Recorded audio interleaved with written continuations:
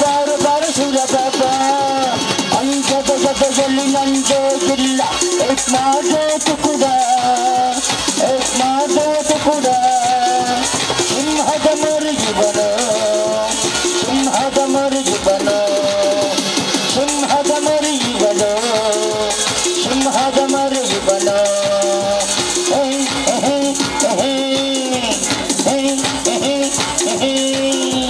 ನಂಗು ಗಿಂಗು ಹಿಡಿಯಂಗಿಲ್ಲ ರೌಡಿ ಬಂದ ನಿಲ್ಲಂಗಿಲ್ಲ ಓಡಲೆ ಓಡಲೆ ಓಡಲೆ ಓಡಲೆ ಓಡಲೆ ಓಡಲೆ ರಾಮಾಚಾರಿ ಕನಕುವ ಕಂಡು ಇನ್ನೂ ಹುಟ್ಟಿಲ್ಲ ಇನ್ನೊಂದು ಹುಟ್ಟಲ್ಲ ಭೀಮನ ಬಲದವನು ರಾಮನ ಗುಣದವನು ಭೀಮನ ಬಲದವನು ರಾಮನ ಗುಣದವನು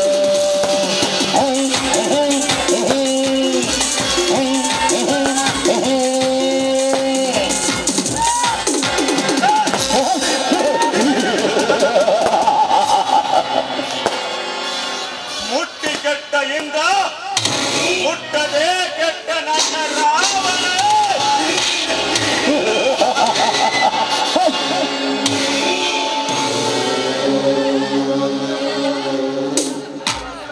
ಕೆಟ್ಟ ವಿಶ್ವಾಮಿತ್ರ ಹೇಳದೆ ಕೆಟ್ಟ ನಿಮ್ಮ ಹರಿಶ್ಚಂದ್ರ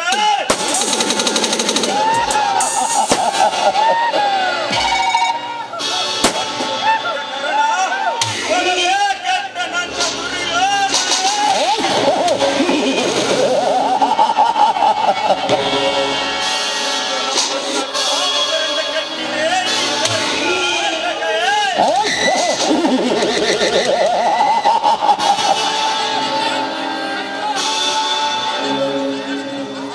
ಇದೇ ಈ ಕರ್ನಾಟಕದಲ್ಲಿ ಜಯಬೇರಿ ಹೊಡೆದು ಜಯಸಿಂಹನಂದೇ ಬಿರುದು ಪಡೆದು ಇಂದು ಈ ಊರ ಪ್ರಶಾಂತ ಗೌಡನ ಮನೆಗೆ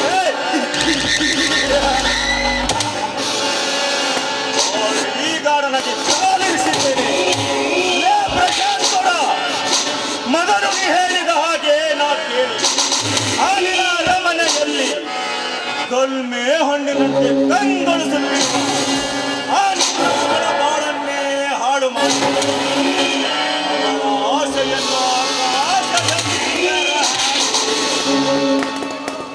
ನಿನ್ನ ಮಗಳ ಕೈಯಿಂದಲೇ ನಿನ್ನ ಸರ್ವ ಆಸ್ತಿಯನ್ನು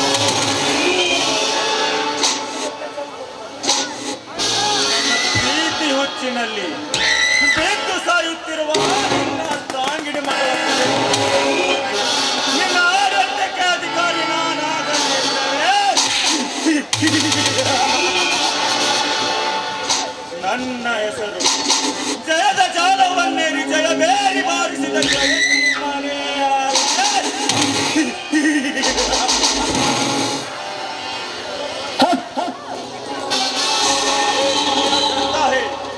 लेकिन डराने वाला चाहिए आप मैं आ गए ना आगे देखो एक खलनायक ना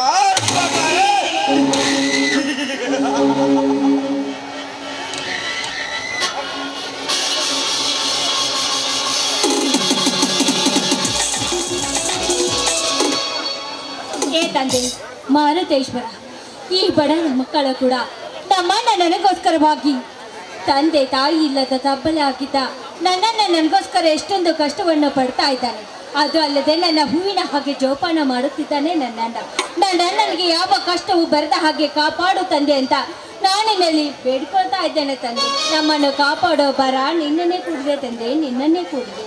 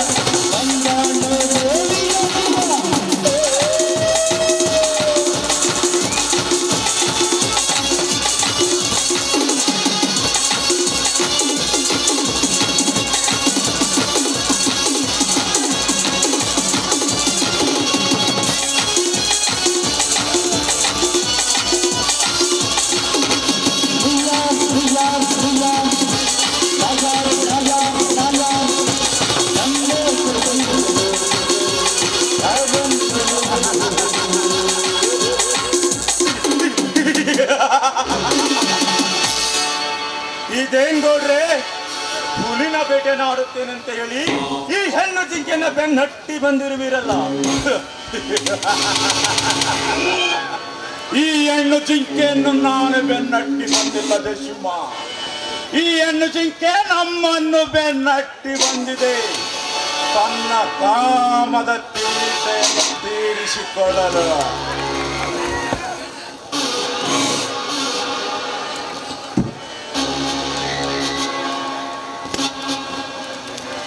ಗೌಡ್ರೆ ಗೌಡ್ರೆ, ನೀವೇನೋ ಮಾತನಾಡ್ತಾ ಇದ್ದೀರಾ? ನೀವು ಈ ರೀತಿ ಮಾತಾಡೋದು ಸರಿ ಕಾಣುವುದಿಲ್ಲ ಗೌಡ್ರೆ. ನಾನು ಮನೆಗೆ ಹೋಗ್ಬೇಕು, ನನಗೆ ದಾರಿ ಬಿಡಿ. ದಾರಿ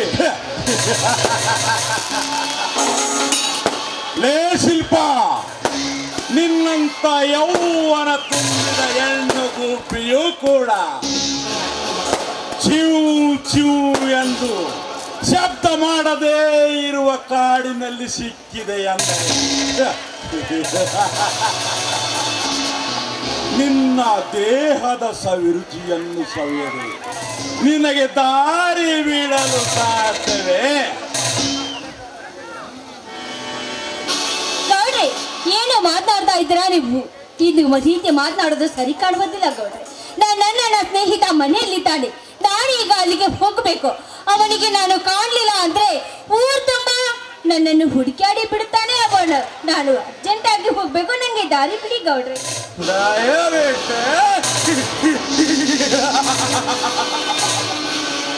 ಲೇ ಶಿಲ್ಪ, ನಿಮ್ಮ ಮಾತಿನರ್ಥ ನನಗೆ ಅರ್ಥವಾಗುವುದಿಲ್ಲವೆಂದು ಅನರ್ಥ ತಿಳಿದು ಒಂದೇ ಒಂದು ಹೆಜ್ಜೆ ಮುಂದಿಟ್ಟರೆ ನೀನು ಹುಟ್ಟಿರೋ ಬಟ್ಟೆಯನ್ನು ಬಿಚ್ಚಲು ನಾನೇ ಮುಂದೆಜ್ಜೆ ಇಡಬೇಕಾಗುತ್ತದೆ. ಬಲವಕ್ಷರ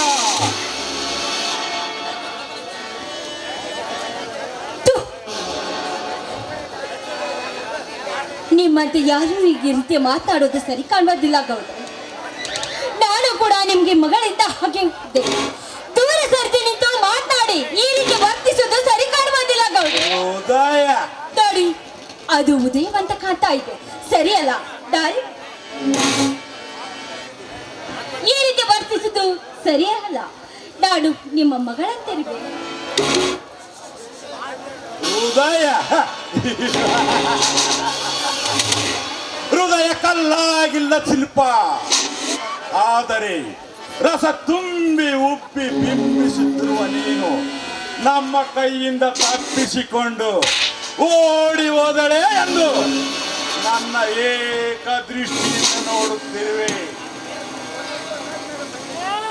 ಗೌಡ್ರೆ, ನಿಮ್ಮ ಬಾಯಿಂದ ಇಂಥ ಮಾತುಗಳು ಬಂದಿದ್ದೆ ನಿಜವಾದ್ರೆ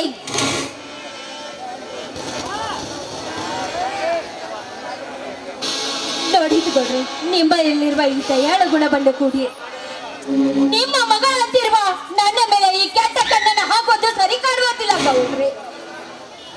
ಮಗಳು ನಿಮ್ಮ ಮಗಳ ಇದ್ದ ಹಾಗೆ ಗೌಡ್ರೆ. ಮಗಳು ಲೇ ಶಿಲ್ಪ, ನಿನ್ನಂತ ಚಂದುಳ್ಳ ಚೆಲುವೆಯರನ್ನು ನಮ್ಮ ಗೌಡರು ಮಗಳಂತೆ ಕಂಡಿದ್ದರೆ ನನ್ನನ್ನು ತಮ್ಮ ಬಾಡೀಗಾರನಾಗಿ ಏಕೆ ಇಟ್ಟುಕೊಟ್ಟಿದ್ದರು? ಸುಮ್ಮನೆ ಕಿರುಚಾಡದೆ ನಮ್ಮ ಗೌಡರ ಆಸೆಯನ್ನು ಈಡೇರಿಸಿ ಮರಳಿ ಮನೆಗೆ ನಡೆ. ಇಲ್ಲವಾದರೆ ನಿನ್ನ ಕುಸ್ತಲಿಂದ ಸಾಯಿಸಿ ಬಿಡುವೆ.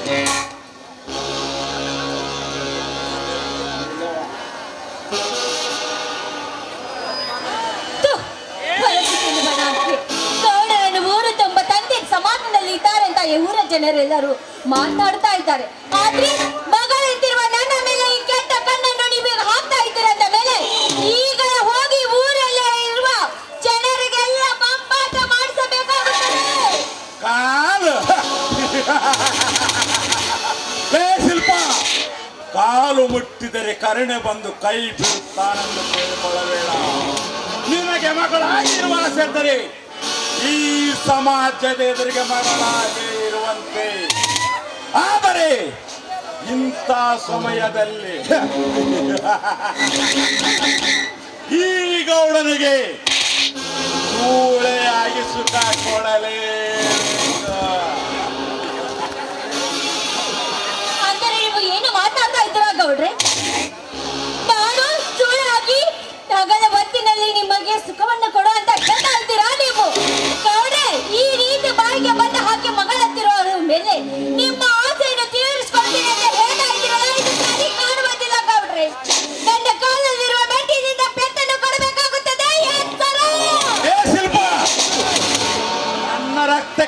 ಹುಟ್ಟಿದವಳೆಗೆ ಈ ರೀತಿ ವರಸ ಮಾತನಾಡುವೆಯ? ಕಡಿಮೆಯ ಕುಲಕ್ಕೆ ಹುಟ್ಟಿದವಳೆ ಜಯಸಿಂಹ, ಇವಳನ್ನು ಒತ್ತುಕೊಂಡು ಬಾ.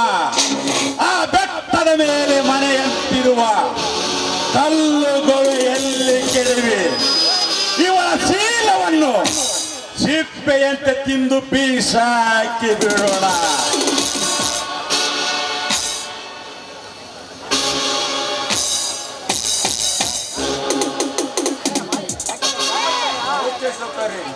ನಿಮ್ಮ ಬಾಯಿಂದಲೇ ಈ ಮಾತು ಬರಲೆಂದು ನಾನು ಕಾತುರದಿಂದ ಕಾಯುತ್ತಿದ್ದೆ. ಲೇ ಶಿಲ್ಪ, ಮಲಗಿದ ಸರ್ಪದ ಮೇಲೆ ಸೇಡಿನ ಕಿಡಿ ಮಾತನಾಡಿ ಬಾರ್ಗರೆದು ಬುಸು ಕೊಟ್ಟುತ್ತಾ ಟಚ್ಚಿಸಿಕೊಳ್ಳ ಹಾಗೆ ಮಾಡಿಕೊಂಡು ಎಲ್ಲ ಈ ನಿನ್ನ ಎದೆಯನ್ನ ಬಾರದೆ ಬಾ.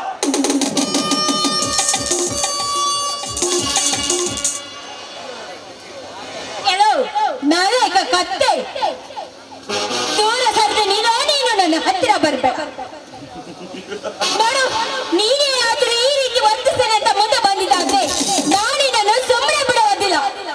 ಕೈಯಲ್ಲಿ ಏನಾದ್ರೂ ಬಂದಾಗ ಹಿಡಿದುಕೊಂಡು ಬಂದು ಹೆಣ್ಣಿನ ಮೇಲೆ ದೌರ್ಜನ್ಯವನ್ನು ಮಾಡಿ ತೀರ್ತೇನೆ ಅಂತ ಬಂದಿದ್ದ ನಿಜವಾದ್ರೆ ನಿಮ್ಮ ಅರ್ಪಣೆ ಮಾಡಬೇಕಾಗುತ್ತದೆ.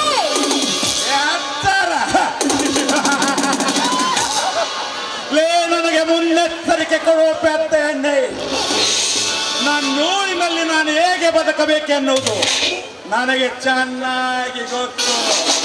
ಜಯಸಿಂಹ, ಇವಳನ್ನು ಎಳೆದುಕೊಂಡು ಬಾ. ಇವಳ ದೇಹ ಸುಖ ಉಣಬೇಕೆಂದು ನನ್ನ ಮನಸ್ಸು ಆಸೆ ಪಡುತ್ತಿದೆ. ಓಕೆ ನೋಡ್ರಿ, ನೀವು ಹೇಳಿದ ಹಾಗೆ ಇವಳನ್ನು ಎಳೆದುಕೊಂಡು ಬರುವೆ. ಲೇ ಶಿಲ್ಪ, ಈಗ ಕರೆಯುವ ನಿನ್ನ ಮನಸ್ಸಿಗೆ ಬಂದ ದೇವರನ್ನ. ಬಾರೇ ಅಂದ ಚಂದದ ಹೆಣ್ಣೆ, ಬೆಚ್ಚಿ ತೋರಿಸು ಈ ನಿನ್ನ ದೇಹದ ಹರೆಯ.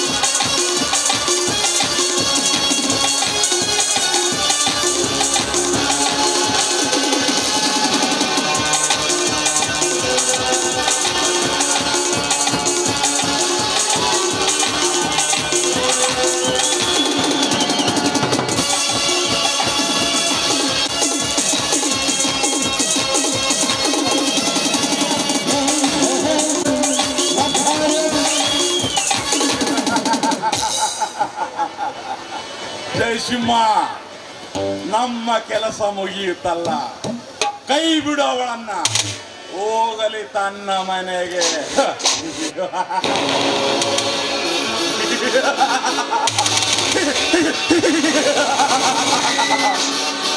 ಕೆಲಸ ಮುಗಿದ ಮೇಲೆ ಇಂಥ ಹೊಲಸು ರಂಡಿ ಎದೇನಿದೆ? ತೊಲಗು ಇಲ್ಲಿಂದ.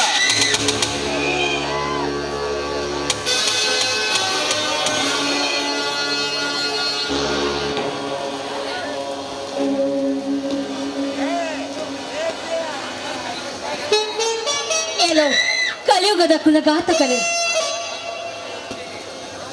ನೋಡು, ನಾನು ಈಗ ಊರ ಒಳಗೆ ಹೋಗಿ ನಿಮ್ಮಂತ ರಾಕ್ಷಸರು ಒಂದು ಹೆಣ್ಣಿನ ಶೀಲವನ್ನು ಹಾಳು ಮಾಡಿದ್ದಾರೆ ಅಂತ ಊರು ತುಂಬಾ ನಿಮ್ಮಿಬ್ಬರ ಹೆಸರು ಕೂಗಿ ಕೂಗಿ ಹೇಳಿ ಬರುತ್ತೆ.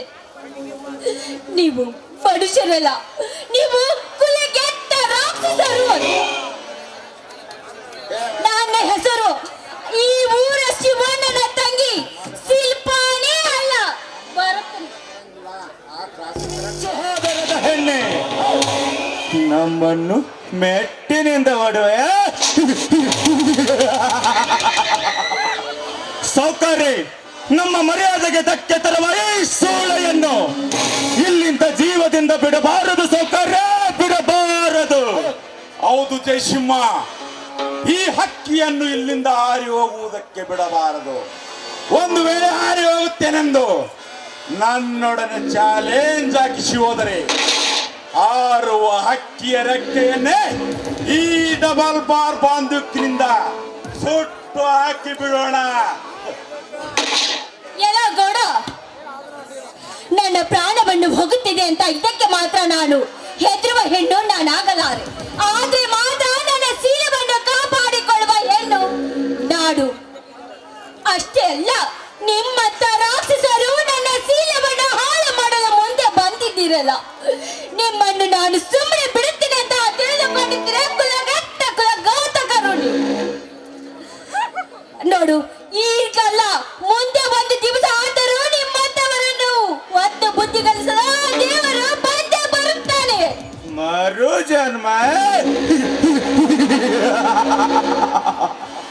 ಲೇ ಶಿಲ್ಪಿ, ನಿನ್ನಂತ ಜಾರಿಣಿ ಹೆಣ್ಣಿಗೆ ಈ ದೇವರು ಮರು ಜನ್ಮ ಕೊಡುತ್ತಾ ಬಂದಿದ್ದರೆ ಈ ಸಮಾಜದಲ್ಲಿ ಬರೀ ನಿನ್ನಂತ ಜಾರಿಣಿಯರೇ ತುಂಬುತ್ತಿದ್ದರು. ಲೇ ಶಿಲ್ಪಿ, ನಿನ್ನಂತ ಜಾರಿನ ಹೆಣ್ಣುಗಳು ಕೆಲಸವನ್ನು ಮಾಡೋದನ್ನು ಹೇಳುತ್ತೇನೆ, ಸ್ವಲ್ಪ ಕಿವಿಗೊಟ್ಟು ಕೇಳು. ಹಗಲೊತ್ತಿನಲ್ಲಿ ಅಣ್ಣ ಅಣ್ಣ ಎಂದು ನಟಿಸಿ ರಾತ್ರಿ ಆದೊಡನೆ ತನ್ನ ಮಿಂಡನ ತೋಳಾಸೆ ಬಯಸು ಹೆಂಗಸರಿಷ್ಟಿಲ್ಲ ಈ ನಿನ್ನ ಸಮಾಜದಲ್ಲಿ. ಸೋದರ ಮಾವನ ಜೊತೆ ಎಂಗೇಜ್ಮೆಂಟ್ ಮಾಡಿಕೊಂಡು ಕೊನೆಗೊಂದು ದಿನ ಅದೇ ಸೋದರ ಮಾವನಿಗೆ ಕೈ ಕೊಟ್ಟು ತಾನು ಬಯಸಿದ ಹುಡುಗನ ಜೊತೆ ಕೈ ಕೈ ಹಿಡಿದು ತಿರುಗು ಹೆಂಗಸರಷ್ಟಿಲ್ಲ ಈ ನಿನ್ನ ಸಮಾಜದಲ್ಲಿ. ಲೇ ಶಿಲ್ಪಿ, ಗಂಡನೊಂದಿಗೆ ಸುಖ ಸಿಕ್ಕರು ಆ ಸುಖ ಸಾಲದು ನಿಮ್ಮ ಕಾಮ ಎಂಬ ದಾಹ ಇಂಗಿಸಿಕೊಳ್ಳಲು. ಕೊನೆಗೊಂದು ದಿನ ನಮ್ಮಂತ ಕಾಮಕರಿಂದ ನಿಮ್ಮ ಕಾಮನೇ ಗರತಿ ಎಂದು ಮೆರೆಯುವ ಹೆಂಗಸರಷ್ಟಿಲ್ಲ ಈ ನಿನ್ನ ಹಾಳು ಸಮಾಜದಲ್ಲಿ. ಗೌಡ್ರೆ, ಮಾತು ಮಾತಿಗೂ ಲೋಲೋ ಎಂದು ಮಾತನಾಡುವ ಈ ಸೂಳೆಯ ರಕ್ತವನ್ನು ಹರಿಸಿ ಇವಳು ನಂಬಿದ ಇದೇ ದೇವರಿಗೆ ಕುಡಿಸಿ ಹೋಗೋಣ. ನಿನ್ನ ಮಗಳ ರಕ್ತವನ್ನು ನೀನೇ ಕುಡಿಯೆಂದು. ಏಡಿ ಗಂಡಸರಿ, ಕೈಯಲ್ಲಿ ಇಬ್ರು ಬಂದು ಕಂಡು ಹಿಡಿದುಕೊಂಡು ಅಬಲೆಯಾದ ಹೆಣ್ಣಿನ ರಕ್ತವನ್ನು ಕುಡಿಯಬೇಕೆಂತ ನೀವು ಛಲ ತೊಟ್ಟು ಬಂದಿದ್ದೀರಾ ಅಂತ ಮೇಲೆ ನಿಮ್ಮಂತ ರಾಕ್ಷಸರನ್ನು ನಾನು ಸುಮ್ಮನೆ ಬಿಡುತ್ತೇನೆ ಅಂತ ತಿಳಿದುಕೊಂಡಿದ್ದೀರಾ? ನಿಮ್ಮ ರಕ್ತವನ್ನು ಈ ಭೂತಾಯಿಗೆ ನಾನು ಈಗಲೇ ಆ ಬಂದೂಕು ನನ್ನ ಕೈಯಲ್ಲಿ ಇದ್ದಿದ್ದರೆ ಭೂತಾಯಿಗೆ ನಿಮ್ಮ ರಕ್ತವನ್ನು ಅರ್ಪಿಸಿ ಬಿಡುತ್ತಿದ್ದೆ. ರಕ್ತವನ್ನು ಜಯಸಿಂಹ, ಇವಳ ಹತ್ತಿರ ನಮ್ಮದೇನು ಮಾತು. ಕೈಯಲ್ಲಿ ಹಿಡಿದುಕೋ ಈ ಡಬಲ್ ಬಾರ್ ಬಾಂಧು, ಗುರಿ ಈ ಶೀಲ ಕಳೆದುಕೊಂಡ ಸೂಳೆಗೆ.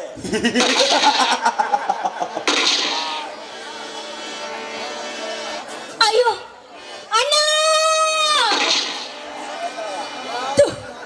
ಪಾಪಿಗಳ ಕೊನೆಗೂ ನನ್ನ ಶೀಲವನ್ನು ಹಾಳು ಮಾಡಿ ನಿಮ್ಮ ಕೈಯಾರೆ ನನ್ನನ್ನು ಕೊಂದು ಬಿಟ್ಟಿರಲ್ಲ ನೀವು ರಾಕ್ಷಸರು. ಅಯ್ಯೋ ಅಣ್ಣ,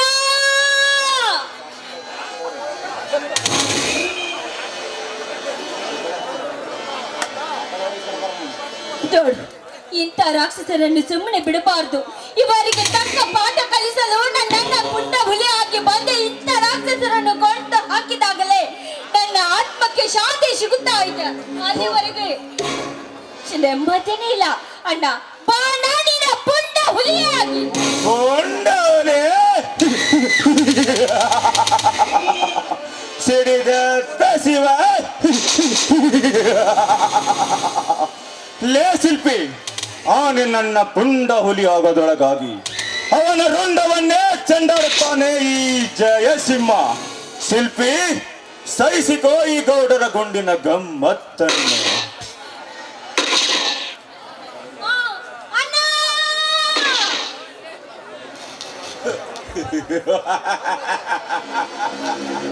ಜಯಸಿಂಹ, ಬೇಟೆನೂ ಆಡಿದೆವು, ಇದರ ರಕ್ತಾನೂ ಕುಡಿದೆವು. ಬಾ ಹೋಗೋಣ.